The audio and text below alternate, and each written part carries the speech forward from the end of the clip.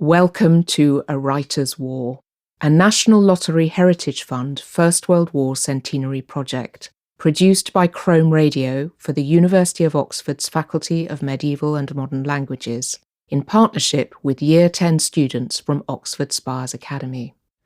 The university organised a series of workshops for the students looking at responses of British, French and German writers to the First World War. This is the second of 4 podcasts in which we hear from the students. Fête.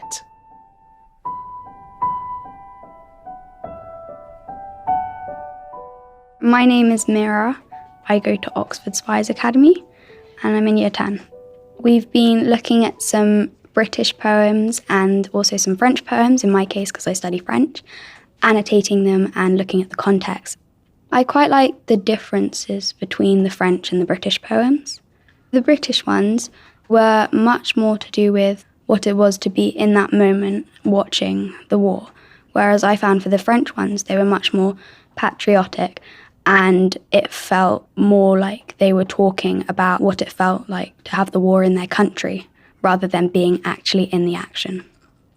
I felt much more connected to the British ones because I've read a lot more like that and we've studied it in English.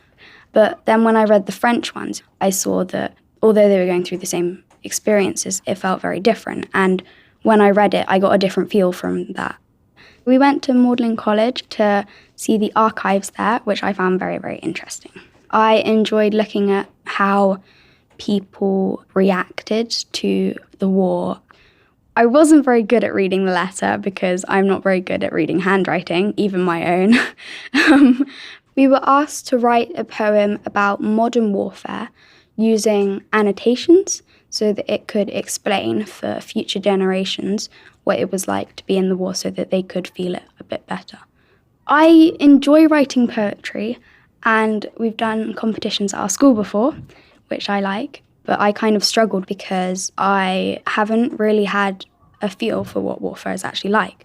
So I couldn't really say from personal experience what it was like to be in the war or in any future wars.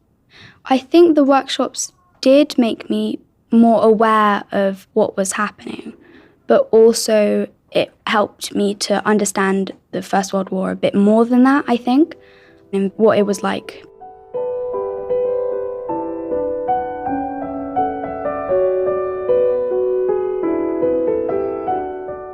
The corrupted landscape scarred with grief and agony, the rhythm of ammunition deafening the people, the violent crashes of bombs obliterating the scene, the innocent lives snatched away by warfare, the blue skies lighting up the day, the flourish of nature green and bright. I'm George and I go to Oxford Spires Academy. I wrote that poem to contrast the warfare from 100 years ago to now. Now we have quite a peaceful society. 100 years ago, France was struck with war. People went off to fight. Many innocent lives were taken. Doing this project could give me an insight of my ancestors, how they were in the war. My mum is Japanese and my dad is actually French, so I'm part French. I've been looking at French and English poems. There's quite a big contrast between the French and English poems. The French are quite romantic, whereas the English are quite gritty and nasty. Even though France was struck with war the most, with Germany invading them, the French talk about the joys of going to war, whereas the English, they're anti-war, and England wasn't really hit that much by the war. Some poems were quite emotional, with the goriness, even some of the romantic ones, they hit you quite hard. Apollinaire wrote a poem which described the many joys of war. We studied Wilfred Owen's Dulce et Decorum Est, and that really did show the reality of being in the trenches. There was a phrase, gas, gas, which was highlighted in uppercase. It showed the dangers. People were probably scared in the trenches, in the war. The workshops, they've given me an insight from the fighters, the people in the trenches, what they were thinking, what was on their mind. It was quite inspirational, the poetry, and it could inspire me to write some more poetry.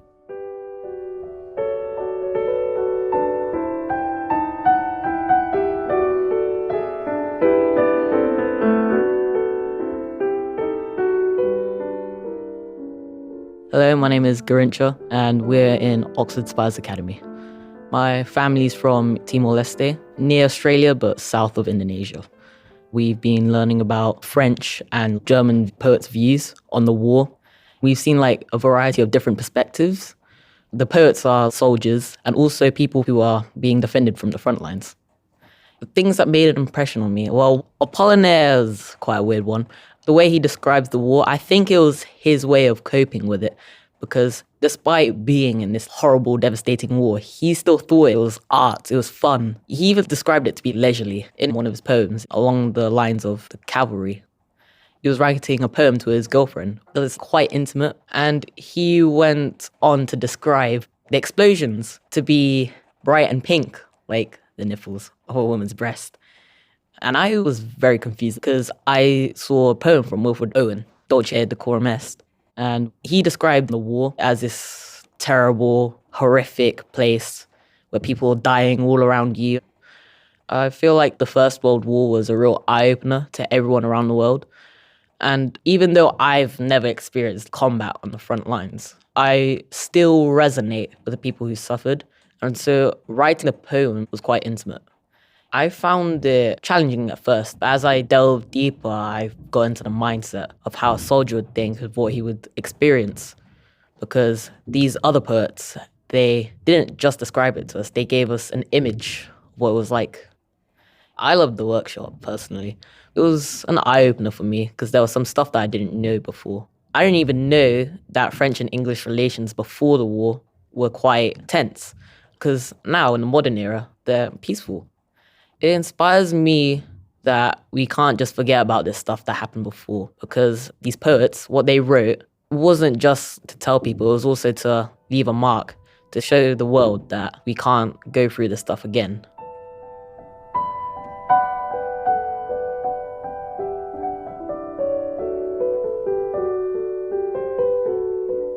I'm Jemima and I'm a student at OXFORD SPIRES Academy.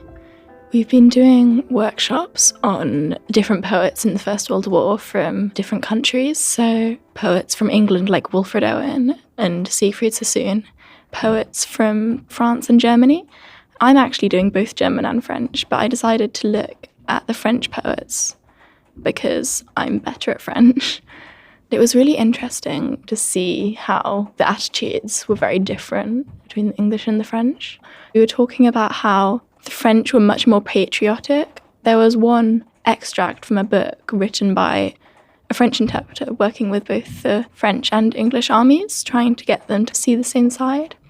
He noticed a difference in the attitudes to war and said to get a Frenchman interested in a boxing match, you should tell him that his national honour is at stake. But to get an Englishman interested in a war, you should compare it to a boxing match.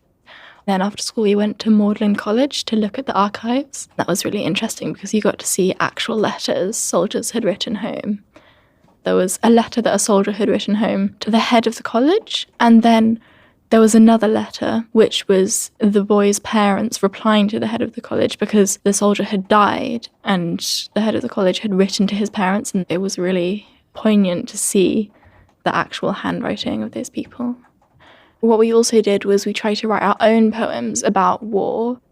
I actually found it a bit tricky because I've been very lucky and haven't had to experience any war in my life. We've just learned about the First and Second World Wars and heard about wars that are going on in other countries in the news, and I can really only imagine what that's like.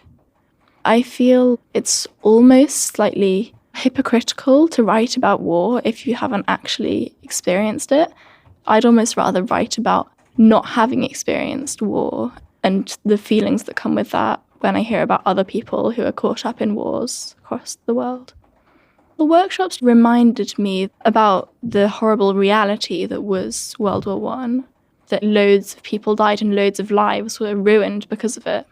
Hopefully nothing like that will ever happen again. And I think we should use Remembrance Day not just to remember them, but also to remember that we shouldn't let that happen again. I'm going on an exchange to Germany.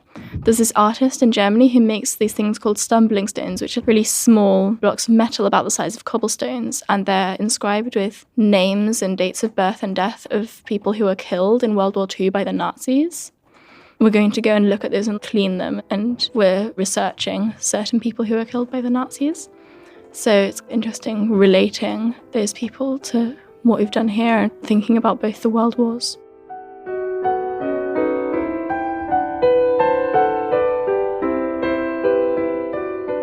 My name's Gianluca Walker and I'm at OXFORD SPIRES ACADEMY.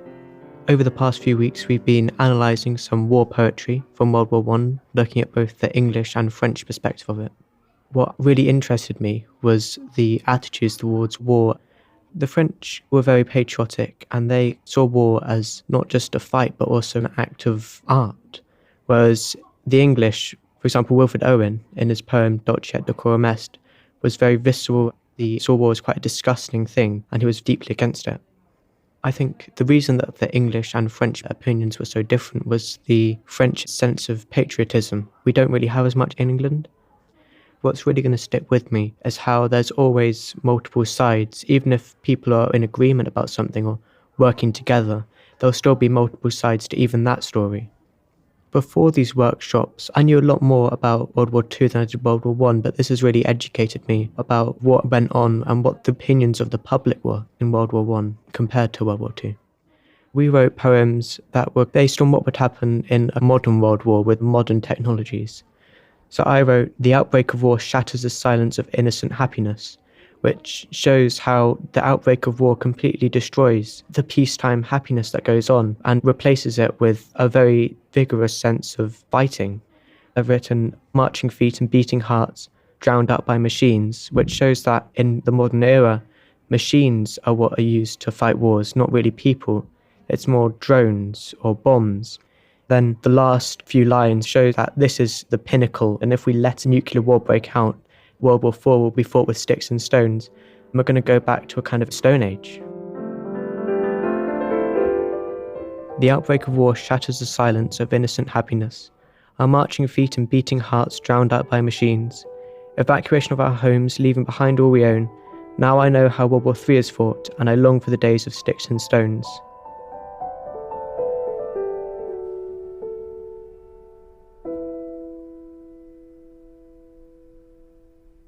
You have been listening to A Writer's War. I do hope you'll join us for the next podcast in the series.